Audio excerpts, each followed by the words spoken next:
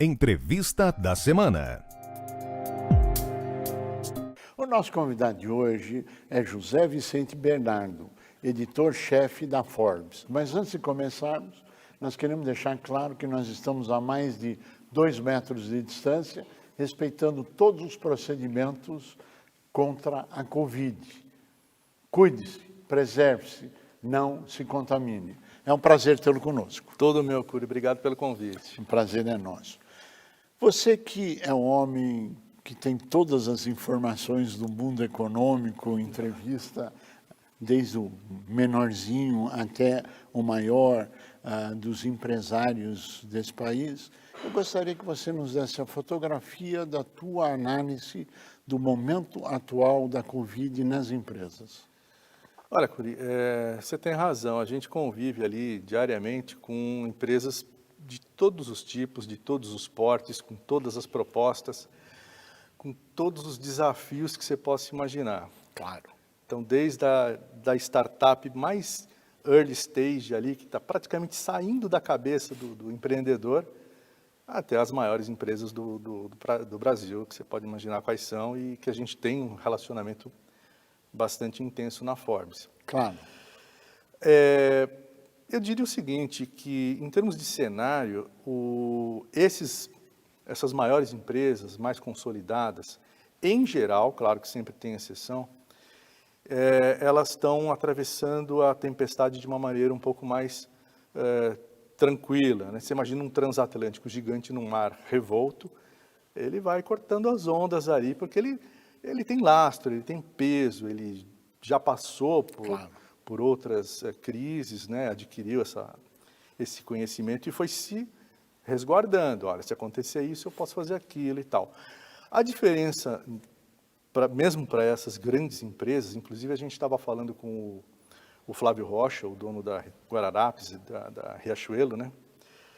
Ele falou que a grande diferença dessa vez é o uso intensivo da tecnologia e a mudança do comportamento da sociedade e do consumidor na sua relação entre a cadeia de produção e consumo e a tecnologia. Ele acha, por exemplo, uma coisa muito interessante, que as grandes redes de lojas, como a dele, tendem a se transformar em super apps, né? Plataformas de e-commerce, de vários produtos, de vários serviços. Engraçado que tem empresário também que desabafa, fala, eu não aguento mais ter que pensar em tecnologia, sabe? Eu queria continuar vendendo ali o meu negócio e tal. Mas não, o mundo mudou. São os perfis, os vários perfis. Tem que se adaptar. Aí a gente vai descendo um pouco no tamanho das empresas, né? As pequenas empresas. Eu tenho a impressão, pelo que a gente observa, que essas são as que estão sofrendo mais. As pequenas que estão em vias de se transformar em médias e as médias mesmo. Porque já passaram todo aquele apuro, não faz muito tempo, né? De consolidar o seu negócio, de transformar uma ideia numa certeza, viabilizar economicamente, contratar, expandir, etc. Agora que estava começando a dar uma acomodada, respirada, paulada de novo. Parou de novo. Parou de novo. E esses caras, eles não têm tanto acesso a crédito como a gente já conversou em outras vezes. Não tem. Eles não têm essa história. Eu vi, na prática, empresas indo atrás de Pronamp, de BNDES, isso que lá, não saiu, não tem. Só 5% das empresas, segundo a nossa pesquisa Datafolha, conseguiram acesso a alguma linha de crédito. E o dinheiro do Pronamp chegou e sumiu instantaneamente, o que significa que não adianta anunciar a linha porque não tem dinheiro. E quando tem dinheiro, não chega na ponta. Então, o binômio está aí colocado e o desafio colocado.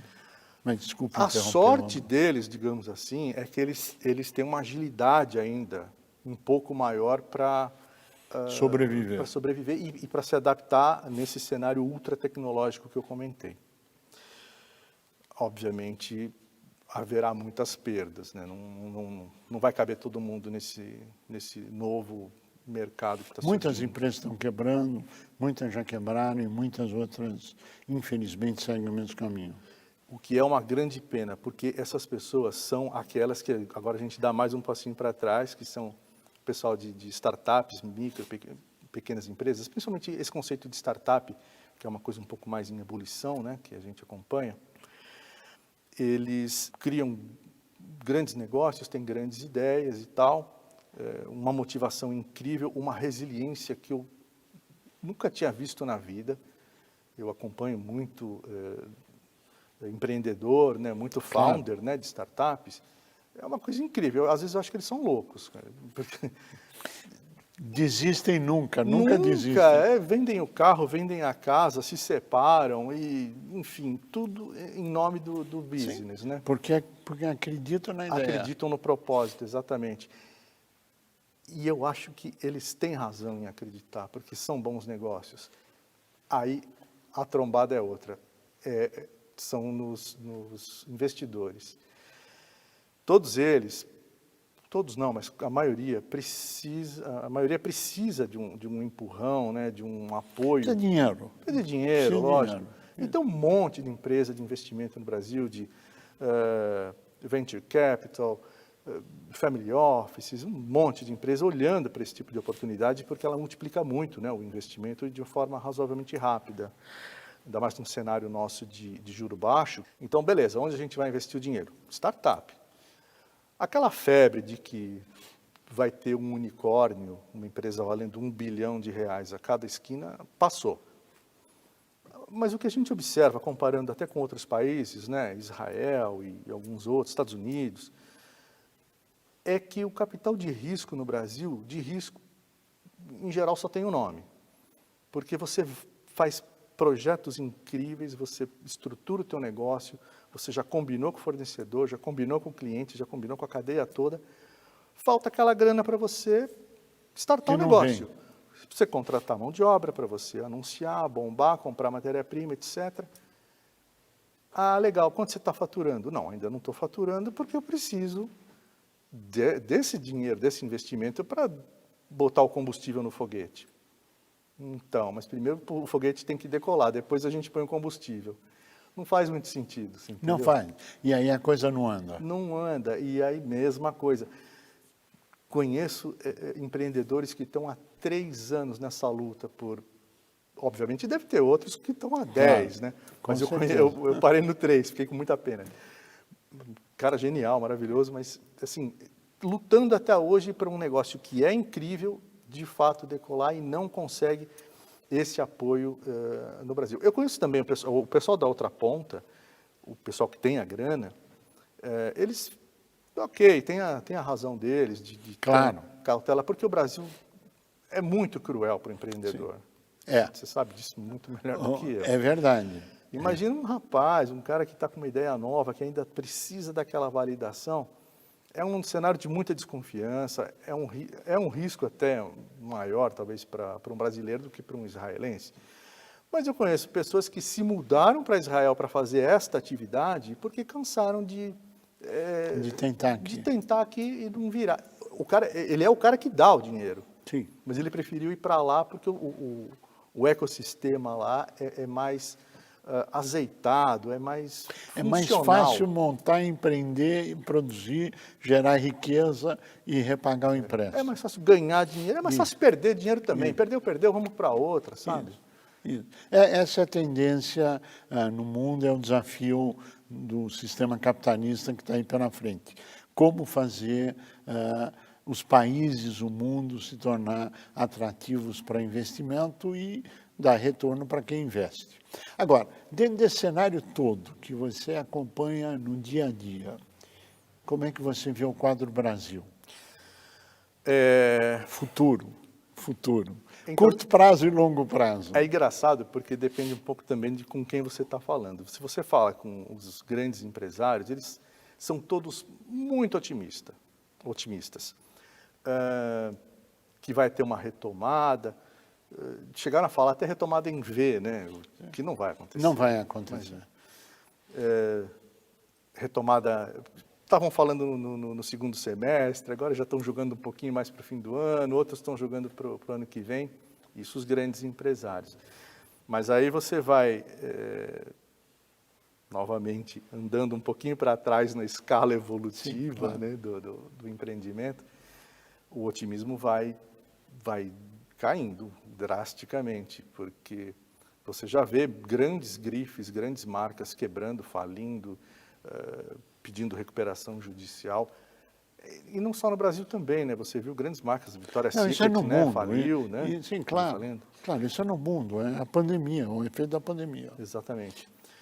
Alguns setores a gente nota um entusiasmo um pouco maior, obviamente tecnologia, saúde, o agronegócio brasileiro ainda está respirando muito bem, né? Está com números positivos. O setor de farmácias, né? Curiosamente, eu achava que não, mas eu conheço alguns donos de hospitais e eles estão apavorados. Né? Grandes e médios hospitais. Sem dúvida. E eu achava que não. Todo mundo doente, Covid e tal, hospital, vou ter um hospital. Né? Que nada. Eles estão operando com 5% de receita. Um pouco mais, talvez. O que é uma loucura, né? Loucura. É insustentável, né?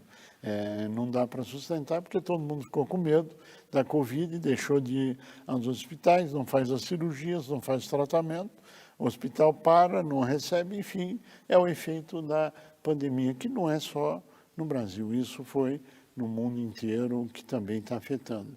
Exatamente. São as vítimas do Covid. O PIB, com certeza, será negativo esse ano. As projeções, né, do FMI eu já vi variarem, e de outras entidades também, de 5,8% a 12% negativo. Vamos chutar uma média aí, 12 mais 6, 18, 9, vai. Talvez não caia tudo isso, mas o Brasil já deu provas de que tem dificuldade de administrar uma crise desse tamanho do ponto de vista tanto da saúde quanto econômico. Faz uma retomada econômica sem ter feito uma melhoria do ponto de vista da saúde pública, a saúde vai deteriorar novamente. Vamos ter uma segunda onda de contaminação, provavelmente, igual ou maior do que os piores momentos dessa primeira onda. Você acredita no Brasil? Acredito porque, como eu disse, olhando para esses jovens empreendedores tão absurdamente resilientes, e para os grandes empresários que um dia foram esses jovens, lutaram, passaram fome, frio, dormiram na praça, essas histórias são maravilhosas, qualquer hora a gente pode contar algumas histórias. Né? A gente tem que acreditar porque o brasileiro é encardido, o brasileiro é metido, ele vai levar isso para frente. Que bom. José Vicente Bernardo, nós queremos agradecer muito a sua participação, ao seu brilhantismo e com a certeza de que cada vez mais o empresário brasileiro é a mola propulsora do desenvolvimento, indiscutivelmente. A você que esteve conosco, o nosso mais profundo agradecimento, com a certeza que estaremos juntos na semana que vem. Até lá!